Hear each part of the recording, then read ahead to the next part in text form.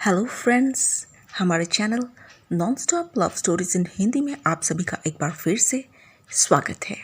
मैं ऋतु आप सभी के लिए एक और नई स्टोरी के साथ। दोस्तों, स्टोरी स्टार्ट करने से पहले आप सभी से रिक्वेस्ट है कि हमारे channel non stop love stories in Hindi को लाइक, सब्सक्राइब और शेयर करना ना भूलें।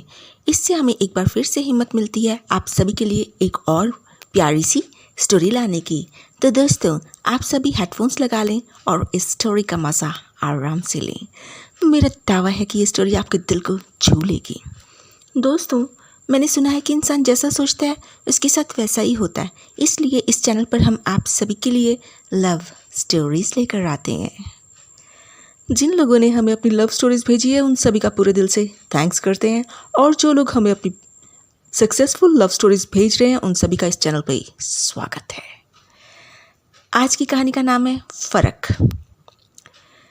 मेरा नाम पलक है और मैं अपने माँ बाप की इकलौती लड़की हूँ। कोई दूसरा बच्चा नहीं है। और जो मेरे मम्मी डैडी हैं वो मुझसे बहुत प्यार करते हैं। हमारे घर में दादा दादी भी हैं, वो भी मुझसे बहुत प्यार करते हैं। मेरे पापा जो हैं वो एक बिजनेसमैन है और जो मेरी मम्मा है वो हाउस होल्डर हैं। तो ऐसे ही मतलब मेरे को तो बहुत लाडली हूँ मैं सभी की। तो हमेशा मम्मी डैडी और मेरे दादा दादी हमेशा मेरे पीछे रहते हैं। जो मेरे पापा है ना वो तो फिर भी बाहर टूर्स पे जाते हैं, बिज़नेस है उनका। तो लेकिन जो मेरी मम्मी का फोकस हमेशा मेरे ऊपर ही रहता है। और जो हमारा फैमिली स्टेटस है वो हम लोग काफ़ी अमीर लोग हैं। हमारे पास गाड़ियाँ हैं, ड्राइवर हैं, नौकर चाकर हैं और प्रॉपर्टी भी है जहाँ तक मुझे पता है। और मेरी हॉबीज़ जो हैं वो ये है कि मैं अपने दादा दादी से बहुत प्यार करती हूँ और मेरे को उनके साथ ही रहना पसंद है। मेरे फ्रेंड्स हैं, खास नहीं है, स्कूल में जो हैं वो ठीक है। घर में आके मैं किसी से ज़्यादा मतलब नहीं करती, मैं अपने फ्रेंड्स फैमिली में रहती हूँ, यही मुझे पसंद है। और जो मेरे दादा दादी हैं उन्होंने तो मुझे बहुत कुछ सिखाया है। बचपन से उन्होंने मुझे पाला है। बेशक मम्मी डैडी भी मुझे प्यार करते हैं, लेकिन जो मेरे दादा दादी हैं ना उन्होंने मुझे मतलब फ़र्क नहीं करना सिखाया। जैसे अमीरी और गरीबी में कोई फ़र्क नहीं होता। जब मेरा बर्थडे आता है तो मैं खाना और ये टॉफ़ीज़ कैंडीज़ वगैरह देने के लिए गरीब लोगों में जाती हूँ। गरीब बच्चों को मैं खाना देती हूँ, कैंडीज़ बांटती हूँ उन लोगों में। मुझे बहुत अच्छा लगता है। हम लोग दिवाली, दशहरा, ईद, हम सब ऐसे फेस्टिवल जब भी कोई आता है ना, हमारी फैमिली को तो एक चांस चाहिए। कोई भी त्यौहार आए तो बस उनको मनाना ही मनाना है। तो ऐसे ही हमारा ये फैमिली है। स्टडीज़ तो मेरी कंप्लीटेड है और अब मैं मतलब स्कूलिंग सॉरी तो और अब मैं कॉलेज में जा रही हूँ। कॉलेज में जब मैं गई तो यहाँ पर तो अलग सा ही माहौल था। सब लोग अपने अपने में मस्त हैं, ग्रुप्स बने हुए हैं। यहाँ पर जो कैंटीन वाले लोग हैं वो कैंटीन में ही बैठे रहते हैं, जो स्टडी करने वाले हैं वो भाग भाग के अपनी क्लासेस अटेंड करते हैं, और जो ऐसे ही कॉलेज में घूमने आते हैं उनकी भी कोई कमी नहीं है। वो या तो जो बाइक स्टैंड होता है, कार स्टैंड होता है, या तो वहाँ मिलते हैं या फिर कॉलेज गेट पे मिलते हैं, नहीं और कहीं नहीं तो पार्क्स में। तो मतलब जो कॉलेज के अंदर ही पार्क होते हैं उनमें तो हर जगह पर वो ही बैठे होते हैं। हाँ, कॉलेज में हर तरह के लोग मैंने देखे। तो यहाँ पर मेरी दोस्ती एक लड़की के साथ हुई, आफ्ताब उसका नाम है। आफ्ताब जो है वो मतलब गुंडा कैटेगरी का है। वो हर एक को मारता फिरता है। जब मेरी मतलब यहाँ पर जब मैं गाड़ी लगाते हैं ना हमारे, तो कभी कभी मैं गाड़ी खुद ही ड्राइव करके ले जाती होती हूँ। तो यहाँ पर जब मैं गाड़ी लगाती हूँ तो वो गुस्सा करता है इधर उधर सबको कि इसकी गाड़ी के आसपास किसी की गाड़ी नहीं खड़ी होगी। तो मेरे को बड़ा स्पेशल सा लगता है वो, मतलब अच्छा लगता है। उसके साथ बात करना भी मुझे बड़ा अच्छा लगता है। सिगरेट पीता है वो और उसके थोड़े हल्के से लंबे बाल हैं, वो भी मुझे बहुत अच्छे लगते हैं। बड़ी डैशिंग सी पर्सनालिटी है। 6 फुट उसकी हाइट है और उसकी बॉडी भी बहुत अच्छी है। बॉडी बिल्डिंग भी करता है वो, पर वो पढ़ता नहीं है। तो ऐसे ही बस मैं जब भी मतलब कॉलेज जाती थी, पहले तो मैं स्टडी ही करती थी, पर अब मुझको ये मिल गया है तो अब हम लोग मेरे को कहता है चल यार हम कैंटीन में ही बैठते हैं। तो कोई बात नहीं, मेरे पास तो बहुत ढेर सारे पैसे होते हैं तो कैंटीन का बिल तो मैं दे देती हूँ। कभी कभी हम लोग बाहर भी चले जाते हैं घूमने के लिए। तो ऐसा है, मतलब मेरे साथ इसकी दोस्ती काफ़ी अच्छी है। ये सब मेरे घर वाले मतलब जब मम्मी डैडी दादा दादी किसी को कुछ भी नहीं पता। तो ये लोग अगर मेरे को इतना है कि अगर मैंने इनको बता भी दिया अपनी दादा दादी को तो ये लोग मेरी शादी करा देंगे। मुझे तो ये शुरू से ही बहुत प्यार करते हैं। मेरे को तो ऐसा ही लगता है, बाकी पता नहीं, अभी बताने पर ही पता चलेगा। और आफ्ताब के बारे में अगर मैं बताऊं तो वो एक गरीब फैमिली से है, उसके पापा नहीं है, उसकी मम्मी है, जहाँ तक उसने मुझे बताया। उसका एक छोटा सा घर है, लेकिन वो कहता है कि मैं बहुत खुश हूँ ऐसे ही। तो और वो कोई काम, मतलब अगर उसको कोई काम नहीं करता, वो जैसे होते हैं ना गरीब लोग होते हैं, कॉलेज भी जाते हैं और कोई काम दूसरी जॉब भी कर लेते हैं, पर ये आफ्ताब कुछ नहीं करता है और इसका कोई प्लान भी नहीं है शायद आगे, मुझे तो कोई इसने प्लान बताया नहीं है। तो ऐसे ही हमारी जो स्टडीज़ हैं वो कंप्लीट होते होते, तो मैंने सोचा कॉलेज कंप्लीट होने के बाद तो मुझे कभी आने भी नहीं देंगे यहाँ पर, और शायद मेरी बाद में शादी भी कर दें। ये सब सोचने के मतलब बाद सोचती सोचती मैंने सोचा, फिर आफ्ताब से मैंने बात की। मैंने कहा आफ्ताब, अगर मतलब मेरी मैरिज करा दें मेरे घर वाले। कहता तू ऐसा होने देगी?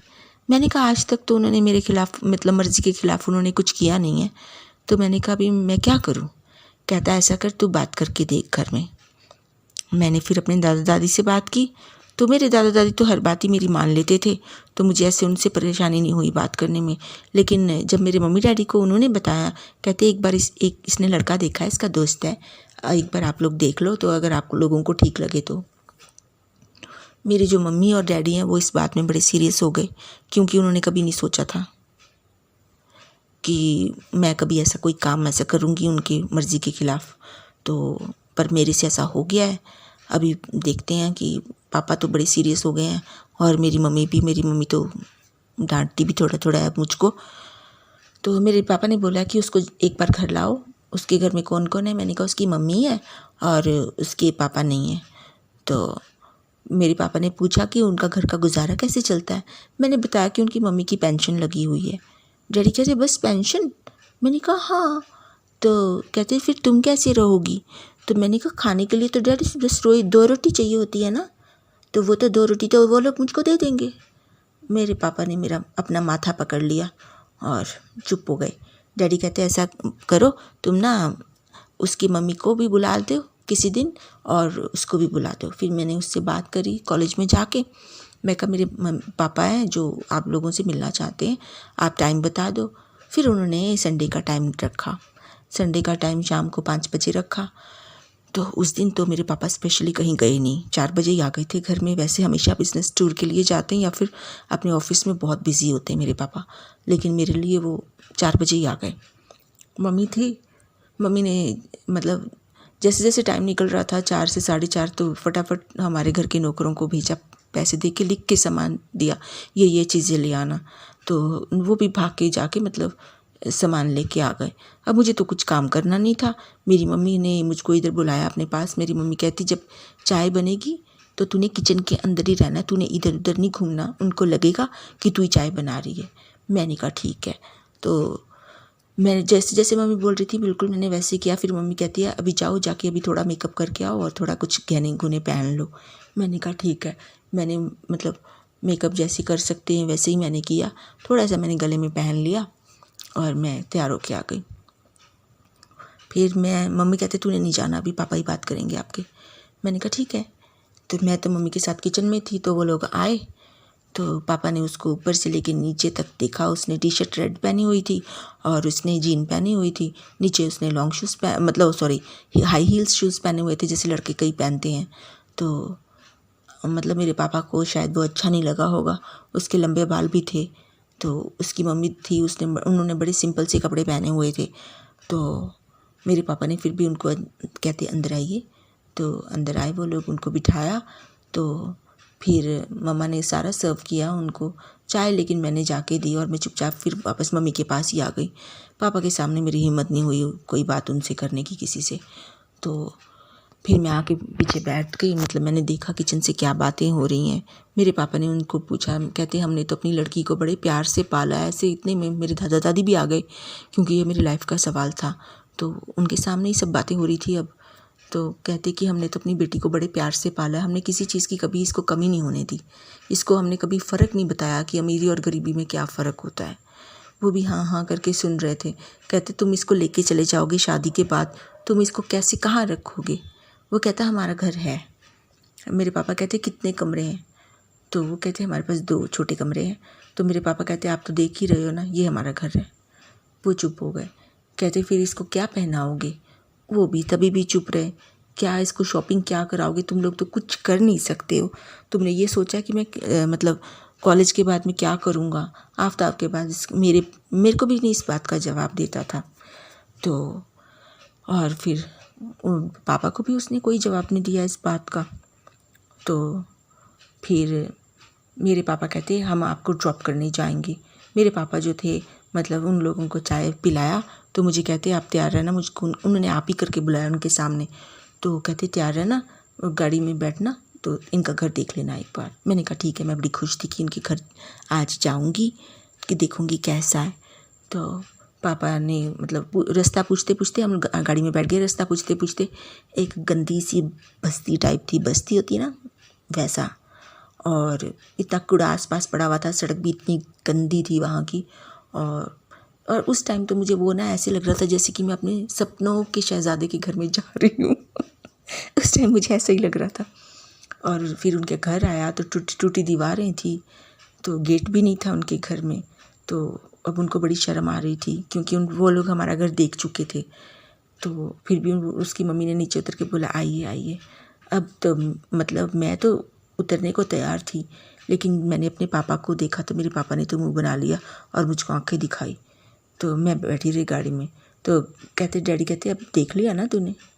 तो मैंने कहा पापा घर तो अंदर से देखा नहीं है ना। डैडी कहते तेरी वो ख्वाहिश भी मैं पूरी कर देता हूँ। तो पापा उतरे, फिर मैं भी उतर गई। तो फिर हम लोग इनके घर के अंदर गए। घर में जो मतलब छोटा सा एक आंगन था, उसमें एक अमरूद का पेड़ लगा हुआ था और नालियाँ सी थी अंदर ही, और बाथरूम था। मैंने बाथरूम थोड़ा सा देखा तो उसके अंदर तो वो पेप्सी का जो बॉटल होती ना, ऊपर से आधी काट के ना उसको मग बनाया हुआ था। ओह माय गॉड, मुझे थोड़ा सा देख के तो अजीब सा लगा। फिर मैंने सोचा मेरे पापा के पास तो बहुत पैसे हैं, वो तो पैसे मुझे दे देंगे, मैं इनका घर बहुत अच्छा बना दूँगी। मतलब मेरे को तो ऐसा था कि ये डैडी के सारे पैसे मेरे ही हैं बस। तो डैडी ऐसे कहते भी ऐसे ही थे ना, मेरे पैसे सारे तेरे हैं। तो मैंने कहा मैं तो यहाँ से कितना कुछ कर सकते हैं हम लोग, इनका घर बड़ा सा बना देंगे, आसपास के 2-3 घर खरीद लेंगे, ऐसे मैं कुछ सोच रही थी। लेकिन फिर मेरे पापा ने जब ध्यान से सब कुछ देखा, मेरे पापा कहते अब चलें। तो मैंने कहा ठीक है। और आंगन जो था वो भी कच्चा था। तो हम लोग मतलब मेरा मुँह सा उतर गया। अब मेरा घर बहुत सुंदर था। फिर मैं चुपचाप आ गई। शायद मैंने पीछे मुड़ के भी नहीं देखा होगा उनके घर को। तो मैं आ गई, मैंने इस बात को नोट नहीं किया। फिर जब मैं कॉलेज नेक्स्ट डे गई तो मेरे को पूछता है आफ्ताब, कहता तूने तो मुझे पीछे मुड़ के भी नहीं देखा। फिर मैंने कहा मुझे याद नहीं रहा पीछे मुड़ के। कहता ये बातें याद करने वाली होती हैं। मैं बस चुप हो गई। आफ्ताब कहता है तू एक फ़ैसला कर ले, या तू अपने पापा के घर रह ले या शादी के बाद मेरे घर रह ले। अब मेरे पास फ़ैसला तो करना ही था। मेरे पापा तो सारा टाइम पलक पलक करते रहते थे, मेरे को बहुत प्यार करते थे। अब मैं आफ्ताब की बात सुनूं कि अपने पापा की, मैं बड़ी कंफ्यूज हो गई थी। तो फिर मैंने अपने पापा के सामने ज़िद रख ली। मैंने कहा मैं शादी ना आफ्ताब से ही करूँगी। मेरे पापा ने 1 हफ़्ते तक मुझे कुछ नहीं बोला। मैं कॉलेज जाती थी, वो चुप हो गए बस। फिर मेरी मम्मा थी, मेरी मम्मा कहते कि नहीं ऐसा मत कर बेटा, तेरी ज़िंदगी ख़राब हो जाएगी। बहुत कुछ मेरी मम्मी बोली। तो हाँ तुम्हारा जो उठना बैठना पहनना ओढ़ना है बहुत महंगा है, वो लोग नहीं उठा सकते खर्चा। मैंने कहा खर्चे की क्या बात है मम्मा, सारे पैसे तो डैडी के मेरे ही हैं ना। तो बस मम्मी कहते तेरे दिमाग में यही बात है ना कि तेरे डैडी के सारे पैसे तेरे हैं, तो तू लोगों में ऐसे निकाल देगी, सारे पैसे ख़त्म कर देगी। मैंने कहा लोग नहीं है मम्मा, वो तो कितने अच्छे हैं, मैं तो उनसे प्यार करती हूँ, मेरी शादी हो जाएगी तो वो भी तो मेरा ही घर होगा। लेकिन जो मेरे पापा थे उनका थोड़ा सा डिफरेंट प्लान था। जब मेरे पापा ने मेरे से 1 हफ़्ते बाद बात करी संडे को, उन्होंने कहा पलक इधर आओ। मैं गई, मेरे पापा ने मुझे बिठाया। फिर मेरे दादा दादी भी थे वहाँ पर। मेरे पापा ने मुझे एक बात बोली, कहते पलक मैंने सब कुछ देख लिया उनका घर का, वो किसी लिहाज से हमारे लायक नहीं है। अगर तुम चाहो तो तुम उससे शादी कर सकती हो, लेकिन तुम्हारे को घर से बेदखल कर देंगे हम लोग, प्रॉपर्टी में से तुम्हें कुछ भी नहीं मिलेगा। मैंने कहा अच्छा ठीक है। मैं अब अपनी अकड़ में थी, पता नहीं किस बात की अकड़ थी, लेकिन मैं अकड़ में थी। मेरे को पता नहीं कौन सा घमंड था उस टाइम। तो मैंने कहा कोई बात नहीं।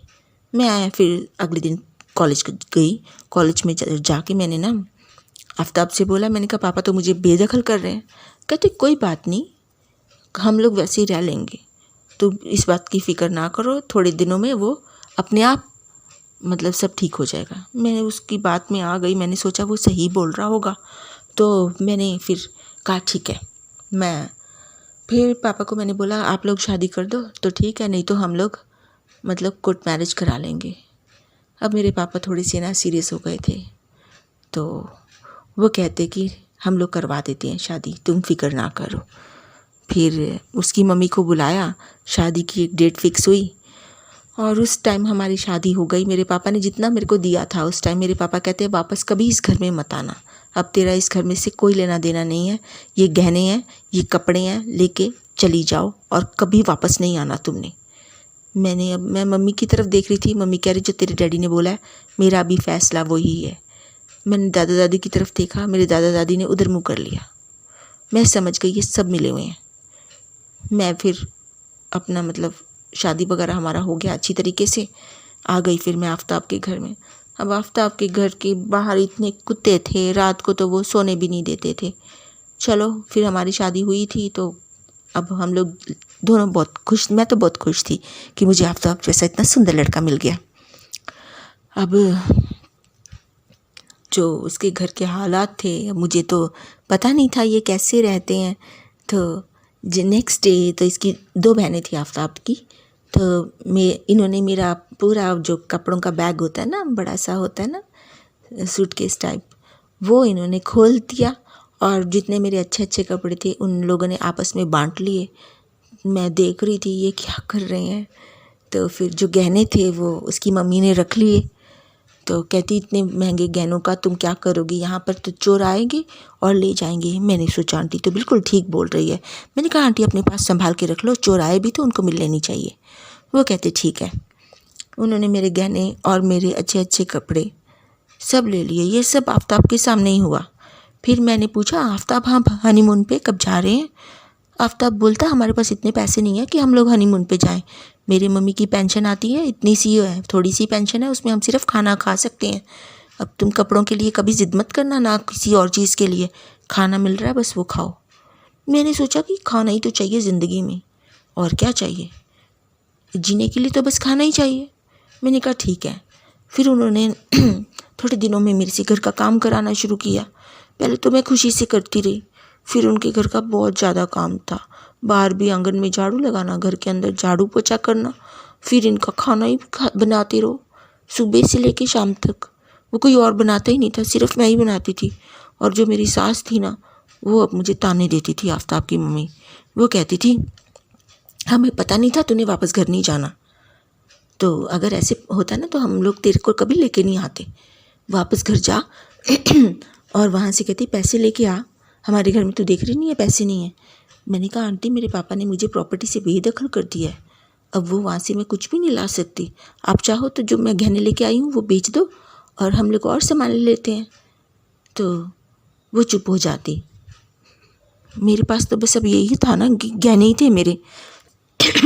धीरे धीरे मैं शक्ल से भी बद शक्ल होने लगी। जहाँ पर मैं इतनी सुंदर थी, बहुत सुंदर था मेरा चेहरा, चमकता था, अब वो सब हट के काला काला काला चेहरा हो गया धीरे धीरे।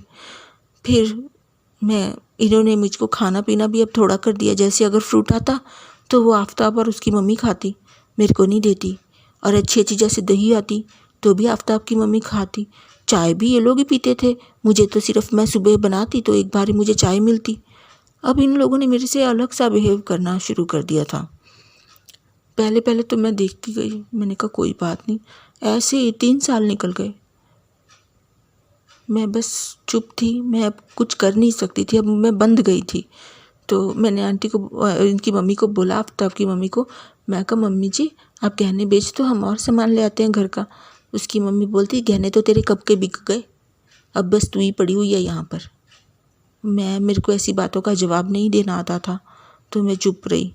फिर आफ्ताब जो था वो दूसरी शादी करा के एक लड़की को लेके आ गया। बड़ी सुंदर लड़की थी, जैसे मैं थी ना, बड़ी सुंदर सी, बन ठन के रहती थी, मेरे जैसी ही थी। वो भी बहुत बड़े घर की लग रही थी। फिर मुझे समझ आ गया, अब वो मुझे ऐसे देख रही थी ना कि तू कहाँ से आ गई इस घर में। मतलब मैं मेरी जगह है। मैं समझ गई थी आफ़ताब से, जैसे मैं प्यार करती थी ये भी प्यार करती। तो फिर मुझे इधर उधर के लोगों से पता चला आफ़ताब ने पहले भी 2 लड़कियों से शादी करी थी, उनको निकाल दिया। मैं तीसरी थी, अब ये चौथी है। हाँ, कोई बात नहीं। फिर मैंने अपने दिल को समझाया। मैंने कहा तूने बहुत गलत फैसला लिया था पलक। पापा बिल्कुल सही थे, ये लोग ठीक नहीं हैं। और वो लोग, उन लोगों ने मेरे सामने ही सुहागरात मनाई। मैंने ही उनको सुबह की चाय दी। अब मेरे को बिल्कुल नौकरानी जैसे इन्होंने ट्रीट करना शुरू कर दिया। मेरा घर में रहना भी मुश्किल कर दिया। अब पहले तो मुझे 3 टाइम की रोटी दे देते थे, अब मुझे रोटी भी सिर्फ शाम की मिलती थी। मैं बिल्कुल जैसे नौकरानियाँ होती, मेरा वो हाल कर दिया था। अब ऐसे ही मेरे 5 साल इनके घर में निकल गए। 5 साल में मैं एक बार भी अपने घर में गई नहीं, ना मैंने देखा। फिर एक दिन ऐसी लेटी हुई थी मैं, शाम का टाइम था, मतलब रात का। मैंने सोचा कि मैंने कितना, मेरा बड़ा बाथरूम था, टाइल्स लगे हुए थे वाइट कलर के, कभी गंदे नहीं होते थे वो, हमारी सर्वेंट हमेशा चमका के रखती थी। मैंने सोचा इनके घर में देखो मग भी तो है नहीं है, मग के लिए ये पेप्सी का डब्बा यूज़ कर रहे हैं। मेरे दिमाग में एक बार भी नहीं मैंने सोचा कि ये लोग इस टाइप के लोग हैं, और मैंने शादी करवा ली। मैं सोचती रही अपने बारे में कि मैंने ये आंखें खोली, क्यों नहीं मैंने सोचा। और उस लड़की को भी सिगरेट पीना आफ़ताब का बेहद पसंद था, जैसे मुझे पसंद था। अभी मुझे पता चल गया था मैं अगर निकल जाऊंगी तो इसकी बारी आएगी घर का काम करने की, फिर आफ़ताब शायद और चौथी शादी भी कर लेगा। मैं समझ गई थी। आंटी ने उसके गहने भी संभाल लिए, उसकी बहनें आई आफ़ताब की, उन्होंने उसके कपड़े भी रख लिए। मैं समझ गई कि ये लोग इसी टाइप के लोग हैं। समझ तो फिर इंसान को धीरे धीरे आती है ना, अगर कोई समझाने वाला पहले ही समझा देना, जैसे पापा समझा रहे थे। पर एक समझने वाला भी सामने वाला होना चाहिए। मैं समझने वाली नहीं थी, मैं तो बस ठोकर खाकर ही समझने वाली थी, और ठोकर मैंने खा ली थी, और समझ भी अब मुझे आ रही थी। मुझे बड़ी तकलीफ़ हो रही थी यहाँ पर। फिर एक रात मैं ऐसे ही सोचते सोचते बस घर से बाहर निकल गई उस दिन। इन लोगों को कोई मतलब नहीं था मैं घर में रहूं ना रहूं, एक नौकरानी जैसे रखा हुआ था, और इनको मेरा मुश्किल ही लगता था खाना पीना भी। तो शायद इन्होंने मुझे देखा भी होगा जा रही, तो इन्होंने कहा होगा मरती है तो मरे। किसी ने मुझे रोका नहीं। और उस दिन मैंने सोचा कि हमारे घर, मतलब इस घर से हमारा घर भी आगे, मतलब हमारा घर उससे भी आगे एक दरिया था, बहुत डूंगा दरिया था। कहते उसमें किसी ने छलांग मारी तो कभी बचता नहीं है। बस मैं वहाँ ही जा रही थी। मैं कुछ रह तो गया नहीं था अब, ना मैं खाना पीना था मेरे पास, कपड़े भी मेरे पास नहीं थे। जो मेरी सास के मैले होते थे ना कपड़े, जो पुराने कपड़े मुझे वही देती थी, मैं वही पहन लेती थी। चप्पल भी अच्छी नहीं थी, जो सास की पुरानी चप्पल होती थी मुझे वही देते थे। ऐसे ही मैं मैले कचले कपड़ों में जा रही थी। बाल भी मेरे इतने बड़े बड़े हो गए थे, कहाँ मैं इतनी सुंदर कटिंग रखती थी अपनी। मैं दरिया की तरफ निकल पड़ी। चलते चलते चलते मेरे वो भी कॉलोनी आई जहाँ पर मैं रहती थी, बड़ा पॉश एरिया था। मैंने बड़े ध्यान से अपने घर को देखा। अंदर तो कोई शायद मुझे दिखा नहीं, मतलब बंद था घर, तो कहाँ पता चलेगा अंदर कोई है कि नहीं है। फिर मैं आगे चली गई आह भर के कि हाय मेरा घर कितना सुंदर था, क्या खो दिया मैंने, कितना सब कुछ खो दिया अपनी ज़िंदगी में, अपनी इतनी सी ज़िद के पीछे। तो मैं आगे चली गई, क्योंकि अब मेरे को नहीं था कि मैं, सब रास्ते मेरी ज़िंदगी में बंद हो गए थे। मैं सीधा निकल गई। अब मैं दरिया की तरफ गई। जब मैंने पुल चढ़ा और मैंने दरिया की तरफ देखा, अंधेरे में पानी बेहद काला लग रहा था और डरावना लग रहा था। अंदर से तो मुझे बड़ी डर लगा, तकलीफ़ सी हुई देख के। पर कहते हैं ना, जब कोई रास्ता ना हो तो एक छुटकारा होता है ना, वो ही हो जाए तो अच्छा है। मैंने सोचा एक हल्का सा होगा, इतना दर्द मैंने जहाँ सहा है, इतना काम किया, इतनी भूखी रही, इतना सब कुछ देखा, आज सिर्फ एक झटका ही तो है, उसके बाद में सारी तकलीफ़ें ख़त्म है। ये सोचते सोचते मैंने आंखें बंद करी और मैं उसकी दीवार के ऊपर चढ़ी। और मैं खुद नहीं लगी थी कि मेरे को पीछे से किसी ने पकड़ के एकदम सड़क की तरफ लेके आए। मैंने कहा कौन है कौन है, तो मैंने मुड़ के देखा तो हमारे ड्राइवर अंकल थे। ये वही अंकल थे जिन्होंने मुझे, मतलब बचपन से हमारे घर में ही गाड़ी चलाते थे। अंकल कहते क्या कर रही थी बेवकूफ़ लड़की। उन्होंने, मेरा रोना निकल गया फिर, सच बताऊं तो। कहते क्या हुआ, मैंने कहा कुछ नहीं, ऐसे मैंने सिर हिला दिया, मेरे से बात भी नहीं हो रही थी। कहते बैठो गाड़ी में। मैं गाड़ी में बैठी, सीधा घर लेके गए मुझे। उन्होंने मतलब हॉर्न किया, हॉर्न लगाया, तो फिर हमारा बड़ा सा गेट खुला, गाड़ी अंदर लेके गए। तो जब अंदर लेके गए तो चौकीदार ने बड़े ध्यान से देखा कि ये गंदे से कपड़ों में किसको लेके आ गया ड्राइवर। तो मेरी मम्मी भी थी, लॉन में बैठी हुई थी। जब उसने मेरी तरफ देखा तो मेरे को पहचाना नहीं उन्होंने सोचा कि ये कोई काम वाली पता नहीं कहाँ से ये उठा के लेके आ गया। और ड्राइवर को कहती, कौन है ये, क्यों लाए हो इसको? तो जब मैंने पैर अपने आंगन में रखे, एकदम मेरी माँ ने मेरी तरफ ध्यान से देखा। उसको पता चल गया था कि मैं आ गई। कहते ना, एक एहसास होता है, उस एहसास ने उसको मेरी तरफ खींचा और वो मेरी तरफ आई। उसने मुझे गले लगा लिया और रो पड़ी। कहती, क्या हाल बना लिया तूने। अब मैं तो डर रही थी। मैंने कहा, मेरे पापा तो मुझे बहुत डांटेंगे कि तू अंदर क्यों आ गई, तुझे कहा था ना घर में कभी नहीं आना। तो मेरे दादा दादी भी आ गए, उन्होंने भी मुझे गले लगाया, तो बड़ा प्यार किया उन्होंने मुझे। फिर मेरे अंदर मैं हॉल में गई तो मेरे पापा भी आ गए। उन्होंने मुझे बड़े ध्यान से देखा। जब उन्होंने मुझे देखा, एक आस ही भर ली उन्होंने। कहते, कैसी हो गई है तू, अब शीशे देख, इधर आ। कहते, शीशा देख। मैंने शीशे में देखा तो हमारी जो काम वाली थी ना, उससे भी बदतर हालत हो गई थी मेरी। मैंने कुछ नहीं बोला, मैंने सिर्फ अपने पापा की तरफ देखा। मेरे पापा सीधा अपने कमरे में चले गए। थोड़ी सी मेरी हिम्मत हुई। मेरी मम्मी ने सबसे पहले मुझे खाना दिया। मुझे नहीं पता कि मैं खाना किस स्पीड से खाया, शायद मैंने, लेकिन मैं खाना बहुत मुझे तो लग रहा था मैं ठीक ठाक ही तरीके से खा रही हूँ।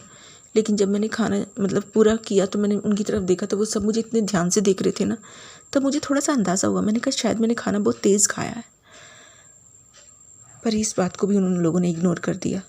मेरी मम्मी कहती है, अभी अपने कमरे में जा और मेरी नाइटी उठा के पहन के सो जाना, कल हम लोग शॉपिंग पे चलेंगे।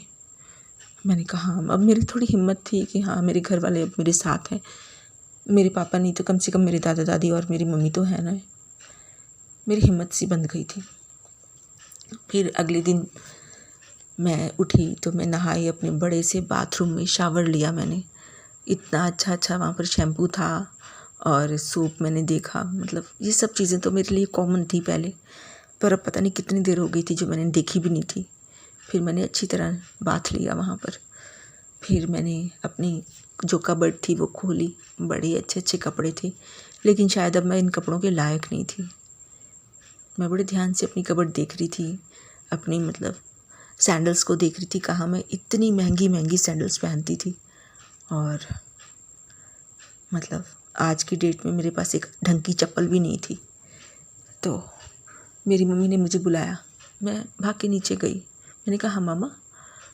मम्मी कहते हैं, बेटा खाना खा ले पहले। उनको पता था मुझे बहुत भूख लगती है। उन्होंने मुझे एक भर के दूध का गिलास दिया और मैंने खाना भी खाया, दूध भी पिया। तो फिर मेरी मम्मा ने मुझे बोला, कहते अब तैयार हो जा, हम लोग शॉपिंग पे जा रहे हैं। मैंने कहा मम्मा मेरे कपड़े इतने तो पड़े हैं, पहले वो तो पहन लूँ। मेरी मम्मी कहते वो सब पुराने कपड़े हैं, कब से तू पुराने कपड़े पहनती है। मम्मी कहती तू तो कभी पहनती नहीं थी अपने पुराने कपड़े, सब इधर उधर दे देती थी गरीब लोगों में। मैंने नीचे मुँह कर लिया। फिर मैंने अपने कपड़ों में से एक कपड़ा बड़ा अच्छा सा निकाल के पहना, जो मेरे को बिल्कुल सूट नहीं कर रहा था इस टाइम। मैं मतलब मेरे साथ स्टेटस में मैच नहीं कर रहा था। वो कपड़ा बड़ा रॉयल था और मेरी हालत बड़ी ख़राब थी, लेकिन फिर भी मैंने कैसे भी पहन लिया। फिर मैं जैसे बाल बनाती थी तो मेरी मम्मी ने मेरा बड़ा प्यारा सा हेयर स्टाइल बनाया। मेरी मम्मा ने, मेरी मम्मी कहते ऐसे बनाया कर बाल। मैंने कहा हाँ जी।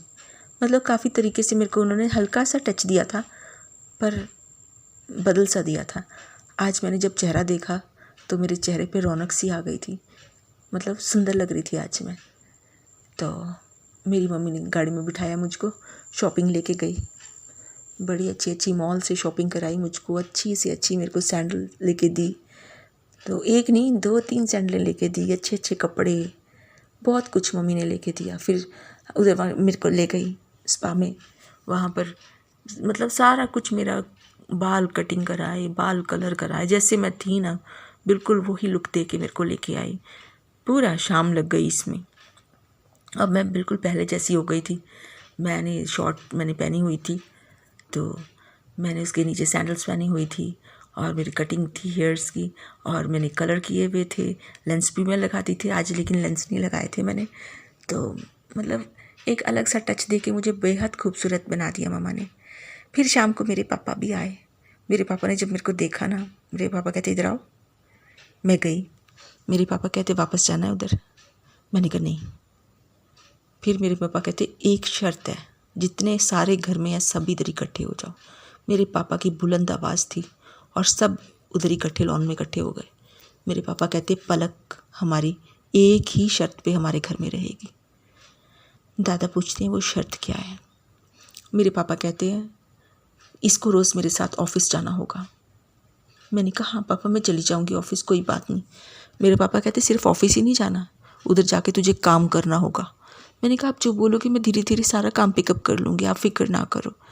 मेरे पापा कहते काम भी पिकअप नहीं करना, तेरे को एक ट्यूशन लगानी, मैं एक ट्यूटर रखूँगा तेरे लिए जो तुझे गाइड करेगा और जो तुझे बताएगा कि हमारा स्टेटस क्या है। ये जो तूने फ़र्क नहीं ना समझा कभी गरीब और अमीर में, वो हाल है। वो तेरे दादा दादी ने, तेरी मम्मी ने कभी फ़र्क नहीं समझाया, और मैंने भी नहीं कभी समझाया। मुझे क्या पता था ऐसे भी सिचुएशन हमारे सामने आ जाएगी कि ऐसे लोगों के बीच में तू चली जाएगी।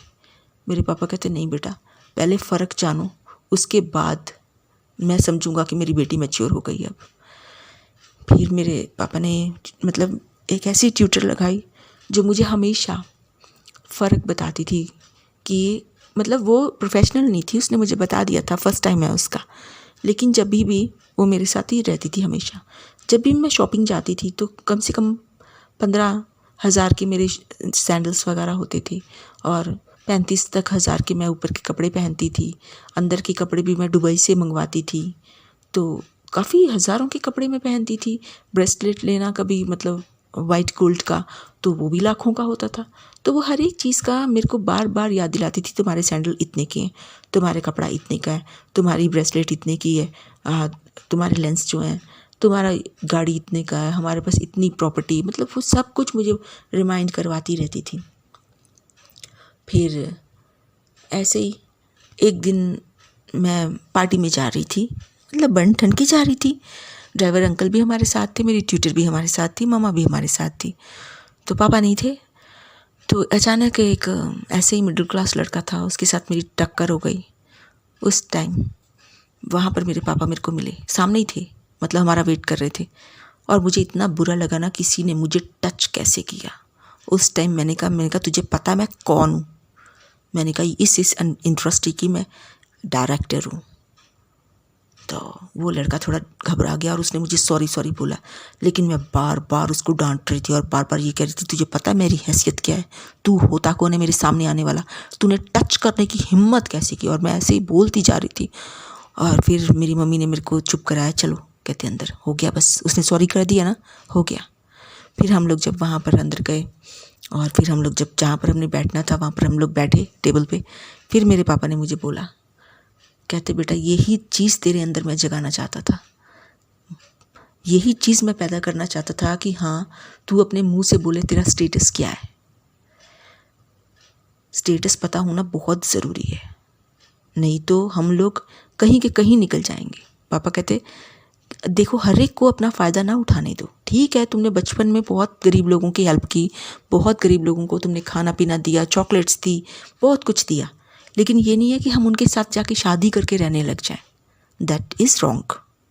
मेरे पापा ने मुझे कहा बताया, लेकिन अब मैं बहुत अच्छी तरह समझ गई थी हमारा स्टेटस क्या है और इसका स्टेटस ऐसे क्या है। अपना फ़ायदा कभी किसी को नहीं उठाने देना चाहिए, चाहे वो हमारे स्टेटस का हो, हमारे से लो हो या हमारे से हाई हो, क्योंकि ये नहीं है कि सिर्फ गरीब लोग ही फ़ायदा उठाते हैं। गरीब लोग गरीब नहीं, वो इंसान ज़्यादा गरीब होता है जो लोगों का फ़ायदा उठा के उसका मिसयूज़ करता है, कमीने लोग। पापा ने मुझे बड़ी अच्छी तरीके से समझाया, और अब तो मैं बड़ी समझदार हो गई थी। खैर अब तो मैं सब समझती थी कि हाँ किस तरीके से लोगों से बात करनी है। तो मतलब पापा ने मेरे को बहुत अच्छी तरह समझा दिया था। तो जो हमारी ट्यूटर थी अब उसका काम भी ख़त्म हो गया था, तो मेरे पापा उसको जो सैलरी देते थे तो वो तो देते ही थे, लेकिन उसको जो होता है ना, मतलब खुश होके देना, जिसे हम प्यार से देना बोलते हैं, पापा ने उसको प्यार से ही सिर्फ 10 लाख दिए कि हाँ तूने मेरी बेटी को इतनी अच्छी मतलब ट्रेनिंग दी।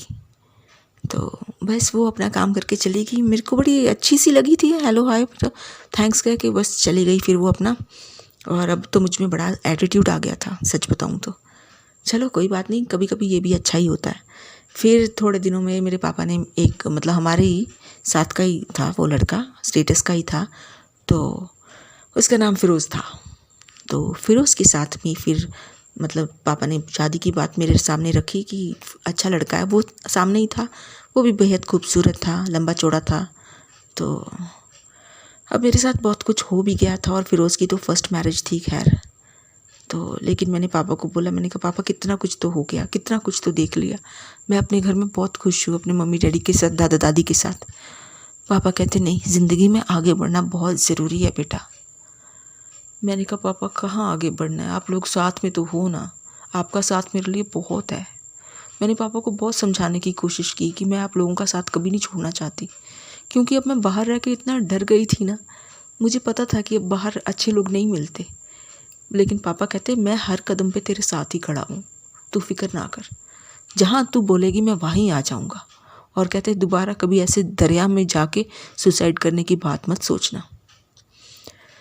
फिर पापा ने मुझे बड़ी अच्छी तरीके से समझाया और उनका समझाना तो बड़ी शुरू से ही बड़ा अच्छा था। तो मैंने फ़िरोज़ से उनके कहने पर ही शादी कर ली। फ़िरोज़ की मम्मी भी आई थी। अब मुझे तो सास से डर ही लगने लग गया था। मैंने कहा आंटी पता नहीं किस टाइप की होएगी। तो मैं फिर शादी करके उधर जब गई तो वहाँ के लोगों ने मुझे बड़ा ही अच्छा वेलकम किया। तो उसके बाद में मेरे को तो लग रहा था पता नहीं किस तरीके का बिहेव करेंगे, मेरे कपड़े निकालेंगे, सारा सामान ले लेंगे, बांट लेंगे। तो एक्सपीरियंस तो खैर मुझे यही था। फिर लेकिन उन्होंने ऐसा कुछ किया नहीं मेरे साथ। वो लोग मतलब हमारे जो होता है ना शादी के फर्स्ट नाइट के बाद में अगले दिन वो लोग आए हमारे पास, सभी उसके रिलेटिव्स, उन्होंने सभी ने हमें गिफ्ट दिए। तो हम लोग तो मैं तो बड़ी खुश हुई गिफ्ट लेके। तो फ़िरोज़ भी बड़ा खुश था। तो फिर हम लोग थोड़े 4 दिन बाद हम अपने घर में गए। उन लोगों ने भी मतलब मम्मी डैडी ने हमें बहुत ढेर सारे गिफ्ट दिए। तो मैं बड़ी खुश हुई। फिर मैंने मम्मा को बताया, मैंने कहा मम्मा वहाँ तो मेरे साथ बहुत बुरा करते थे।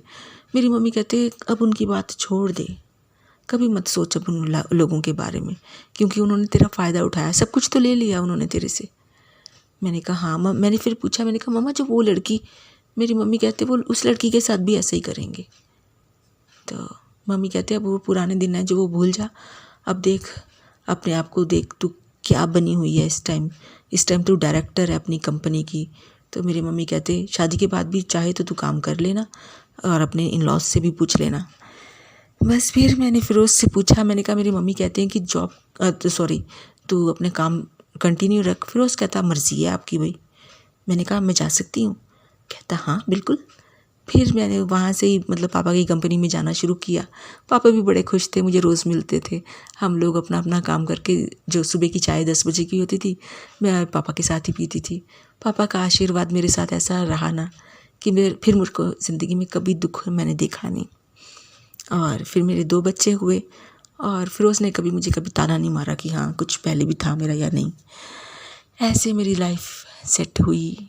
ठोकर खाने के बाद में पटरी पे आई और आज की डेट में तो मैं बहुत खुश हूँ। ये मेरी थी प्यारी सी छोटी सी कहानी जो मैंने आपको अपनी सुनाई।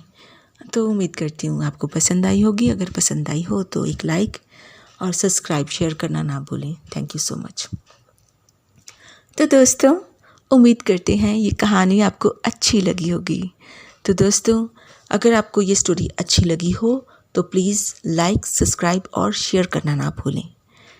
तो आई होप आपकी जो सराउंडिंग्स हैं वो हमेशा प्यार से भरी रहे, आपके लव वंस हमेशा आपके साथ रहें और हाँ आपके साथ हमेशा अच्छा ही हुए।